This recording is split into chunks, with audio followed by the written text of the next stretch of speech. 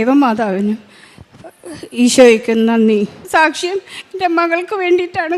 എൻ്റെ മകൾക്ക് 10 വർഷമായിട്ട് കുട്ടികളുണ്ടായില്ല. ഞാനിവിടെ വന്ന് ഉടമ്പടി എടുത്ത് അതേ മാസം തന്നെ എൻ്റെ മകൾക്ക് കുട്ടി പ്രഗ്നൻ്റായി.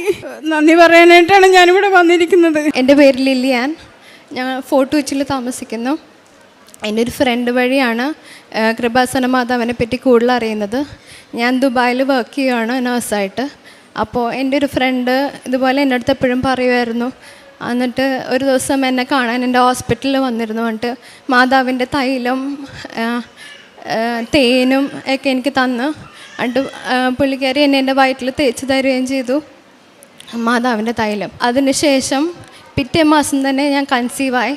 പക്ഷേ ഹാർട്ട് ബീറ്റ് ഇല്ല എന്ന് പറഞ്ഞിട്ട് അബോർഷൻ ആയിപ്പോയായിരുന്നു.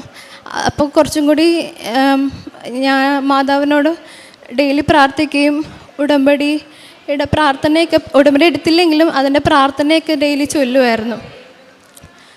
അതിനുശേഷം ഡെയിലി പ്രാർത്ഥിക്കുമായിരുന്നു. കൂടുതൽ മാതാവിനോട് അടുക്കാൻ സാധിച്ചു. അതിൻ്റെ വഴിയായാണ് മമ്മി ഇവിടെ എല്ലാ മാസവും വരാൻ തുടങ്ങിയത്. അതിനുശേഷം മമ്മി ഇവിടെ വന്ന് ഉടമ്പടി എടുത്ത അതേ മാസം, അതായത് ഫസ്റ്റ് കൺസീവായ 6 monthsന് ശേഷം ഞാൻ വീണ്ടും പ്രഗ്നൻ്റായി. ഞാൻ ഇവിടെ വന്ന് ഉടമ്പടി എടുത്തത് ഓഗസ്റ്റ് 20, 2024.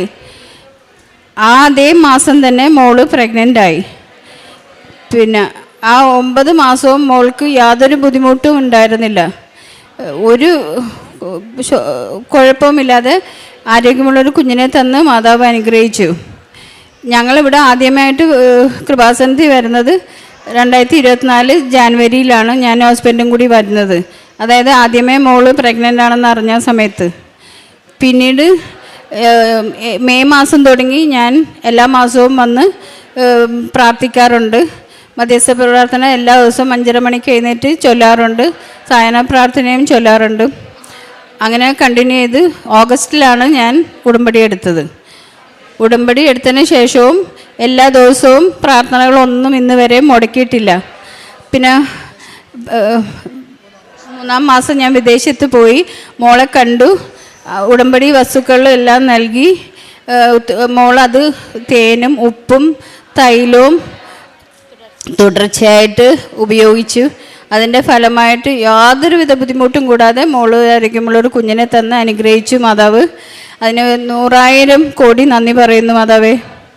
പിന്നെ എൻ്റെ മോൾക്കും ഭർത്താവിനും കുഞ്ഞിനും ആരോഗ്യത്തോടുകൂടിയും സമാധാനത്തോടുകൂടിയും സരിസും ദീർഘായുസ്സോടുകൂടി ജീവിതം മുന്നോട്ട് കൊണ്ടുപോകാനുള്ള അനുഗ്രഹം നൽകണം. കുർബാന എല്ലാ ദിവസവും കുർബാനയ്ക്ക് ഞാൻ പോകാറുണ്ടായിരുന്നു. കുമ്പസാരിക്കുക 2 ആഴ്ച കൂടുമ്പോൾ തുടർച്ചയായിട്ട്, അല്ലെങ്കിൽ മാസത്തിലൊരിക്കലെങ്കിലും കുമ്പസാരിക്കാറുണ്ട്. ഇവിടെ വരുന്നതിന് മുമ്പ് എല്ലാ മാസവും തുടർച്ചയായിട്ട് വന്നുകൊണ്ടിരുന്നുകൊണ്ട് കുമ്പസാരം മുടക്കാറില്ല. പിന്നെ കാരുണ്യ പ്രവർത്തനം ഒരു അസോസിയേഷൻകാർക്ക് ഞാൻ എല്ലാ മാസവും പൈസ കൊടുക്കുന്നുണ്ട്. അത് വഴി ഒരു കുടുംബത്തിന് അരിയും സാധനങ്ങളെല്ലാം കൊടുക്കാൻ സാധിക്കുന്നുണ്ട്. പിന്നെ പ്രേക്ഷിത പ്രവർത്തനം ഇവിടെ പത്രം മേടിച്ച് ഞങ്ങളുടെ പള്ളിയിലും പിന്നെ വേറുള്ള പള്ളികളിൽ കൊണ്ടുപോയി അത് കൊടുത്ത് പ്രവർത്തനത്തിന് കൃപാസനത്തിനെ പറ്റി സംസാരിക്കാറുണ്ട്. അതിശയങ്ങളെ പറ്റി സംസാരിക്കാറുണ്ട് അവരോടത്തൊക്കെ.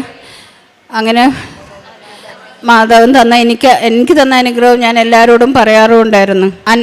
പിന്നെ അനാഥാലയങ്ങളിൽ ഭക്ഷണം കൊടുക്കാറുണ്ട്. കുഞ്ഞുങ്ങളിലുള്ള അനാഥാലയങ്ങളിലും വൃദ്ധസദനത്തിലും ഇന്നും അത് മുടക്കിയിട്ടില്ല, തുടർന്നുകൊണ്ടിരിക്കുകയാണ്. ഇടയ്ക്കിടയ്ക്ക് കൊടുക്കാറുണ്ട്. പിന്നെ മാസം മാസം ആ ഒരു കുടുംബത്തിന് അരിയും സാധനങ്ങളും മേടിച്ച് കൊടുക്കാറുണ്ട്. മാതാവ് തന്ന എല്ലാ അനുഗ്രഹങ്ങൾക്കും നന്ദി പറയുന്നു. എനിക്ക് 2 മക്കളാണ്. എൻ്റെ മോനും ഹസ്ബൻഡിനും ഞങ്ങൾക്ക് എല്ലാവർക്കും സമാധാനവും സന്തോഷവും തരാനായിട്ട് മാതാവിനോട് പ്രാർത്ഥിക്കുന്നു. നന്ദി. പ്രവാചകൻ്റെ പുസ്തകം 40-ാം അധ്യായം 28-29 തിരുവചനങ്ങൾ. കർത്താവ് നിത്യനായ ദൈവവും ഭൂമി മുഴുവൻ്റെയും സൃഷ്ടാവുമാണ്. അവിടുന്ന് ക്ഷീണിക്കുകയോ തളരുകയോ ഇല്ല. അവിടുത്തെ മനസ്സ് അഗ്രാഹ്യമാണ്. തളർന്നവന് അവിടുന്ന് ബലം നൽകുന്നു, ദുർബലന് ശക്തി പകരുകയും ചെയ്യുന്നു. തബീത്ത ഡിക്രൂസ് എന്ന ഈ അമ്മ തൻ്റെ മകളുടെ ജീവിതത്തിൽ ലഭിച്ച വലിയൊരു അനുഗ്രഹത്തെ നിറകണ്ണുകളോടെ സന്തോഷത്തോടെ പരിശുദ്ധ കൃപാസന മാതാവിൻ്റെ തിരുനടയിൽ സാക്ഷ്യപ്പെടുത്തുകയാണ്.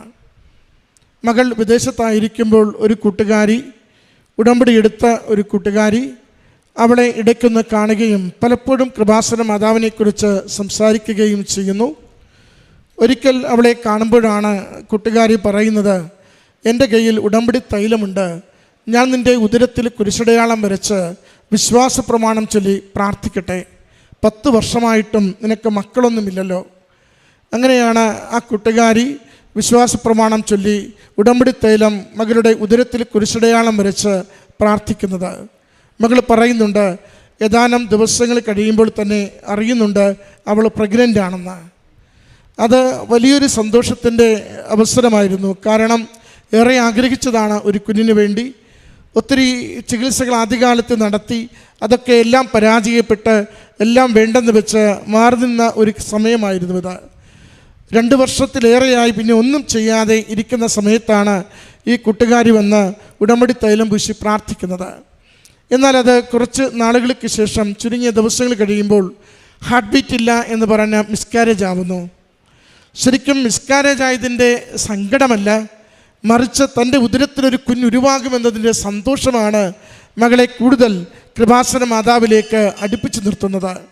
അതാണ് വീട്ടിലേക്ക് വിളിച്ച് പറയുന്നതും, ഇങ്ങനെ ഉടമ്പടി തൈലം എൻ്റെ ഉദരത്തിൽ കുരിശടയാളം വരച്ചപ്പോൾ എനിക്ക് അമ്മ മാതാവിലൂടെ ഈശോയുടെ അനുഗ്രഹത്താൽ ഒരു കുഞ്ഞുരുവായി കിട്ടി. അതുകൊണ്ട് വേഗം അപ്പനും അമ്മയും കൂടി കൃപാസനത്തിൽ പോയി മാതാവിനോട് നന്ദി പറയണം, പ്രാർത്ഥിക്കണമെന്നാണ്. അങ്ങനെയാണ് ഈ അപ്പച്ചനും അമ്മച്ചിയും സ്ഥിരമായി ഇവിടെ കൃപാസനത്തിൽ വന്നു തുടങ്ങിയത്. ആദ്യത്തെ ഒരു 5-6 മാസം എല്ലാ മാസവും വരും, പ്രാർത്ഥിക്കും, മടങ്ങിപ്പോകും. അതിനുശേഷമാണ് അമ്മയ്ക്ക് തോന്നിയത് ഉടമ്പടി എടുക്കണമെന്ന്. അങ്ങനെ ഓഗസ്റ്റ് മാസം അമ്മ ഉടമ്പടി എടുക്കുന്നു. ഉടമ്പടി എടുത്ത് കുറച്ച് ദിവസം കഴിയുമ്പോൾ തന്നെ മോൾ വിദേശത്തു നിന്ന് വിളിച്ചു പറയുന്നു, ഞാൻ വീണ്ടും ക്യാരിയിങ് ആണ്, ഞാൻ ഗർഭവതിയാണെന്ന്. ഉടമ്പടിയുടെ ഒരു പ്രത്യേകത, അമ്മ മാതാവ് ഒരു വിഷയത്തിൽ ഇടപെട്ടാൽ, അമ്മ മാതാവ് ഒരു ജീവിത വിഷയം അത് ഏറ്റെടുത്തുകൊണ്ട് അത് ഈശോയ്ക്ക് കൊടുക്കുവാൻ തീരുമാനിച്ചാൽ, സാഹചര്യങ്ങൾ എന്തൊക്കെ എതിരാണെങ്കിലും, എത്ര നാളായി നമ്മളതിനോട് എതിര് പറയുന്ന വിഷയങ്ങളാണെങ്കിലും, ആരൊക്കെ ജീവിതത്തിനെതിര് നിന്നാലും അത് നടപ്പാക്കി തീർക്കും വരെയും അമ്മ കൂടെ നിന്ന് സഹായിച്ച് പ്രവർത്തിച്ചു കൊണ്ടിരിക്കും. ഈ മാതാപിതാക്കൾ ഇവിടെ 6-7 മാസത്തോളം തുടർച്ചയായി വന്ന് പ്രാർത്ഥിച്ചു പോകുന്നുണ്ടായിരുന്നു. ഏതാണ്ട് 8-ാം മാസമാകുമ്പോഴാണ് അവർക്ക് തോന്നുക, ഒന്ന് ഉടമ്പടി എടുത്ത് അമ്മയുടെ കരങ്ങളിൽ ഈ നിയോഗങ്ങൾ സമർപ്പിച്ച് പ്രാർത്ഥിക്കണമെന്ന്. ഉടമ്പടി എടുത്തത് അവിടെ മകൾക്ക് അനുകൂലമായ സിഗ്നലാണ് മാതാവ് കൈമാറുകയും ചെയ്തത്. 3 മാസം കഴിയുമ്പോൾ വിദേശത്തേക്ക് ചെല്ലുകയും ഉടമ്പടി നേർച്ച വസ്തുക്കൾ മകൾക്ക് കൈമാറുകയും ഉടമ്പടി തൈലം എന്നും ഉദരത്തിൽ കുരിശടയാളം വരച്ച് പ്രാർത്ഥിച്ച് ആരോഗ്യമുള്ളൊരു കുഞ്ഞ് യാതൊരു കുഴപ്പവും കൂടാതെ ഇത്ര വൈകിയ ഹൈ റിസ്ക് പ്രഗ്നൻസി ആണെങ്കിലും അമ്മ നൽകുന്നതിന് വേണ്ടി പ്രാർത്ഥിച്ചു കൊണ്ടിരുന്നു.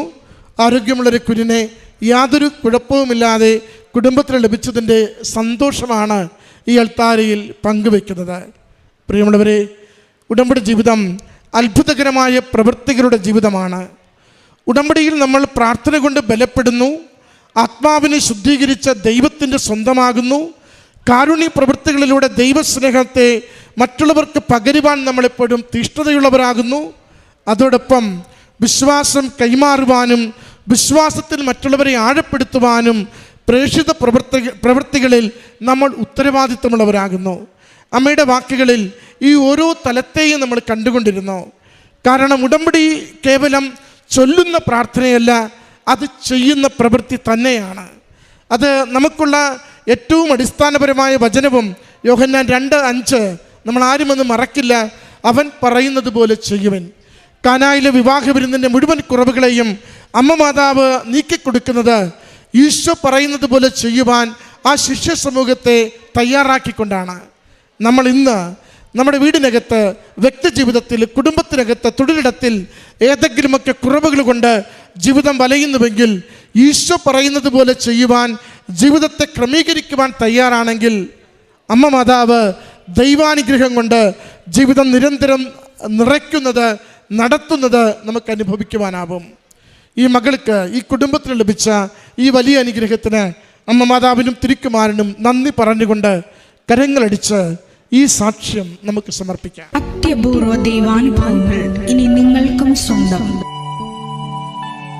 ഈ യൂട്യൂബ് ചാനൽ ഇതുവരെ സബ്സ്ക്രൈബ് ചെയ്തിട്ടില്ലെങ്കിൽ ഇപ്പോൾ തന്നെ സബ്സ്ക്രൈബ് ചെയ്യുക. ഈ വീഡിയോ ഇപ്പോൾ തന്നെ നിങ്ങളുടെ സുഹൃത്തുക്കൾക്ക് ഷെയർ ചെയ്തുകൊണ്ട് കർത്താവിൻ്റെ പ്രേക്ഷിതരാകുക.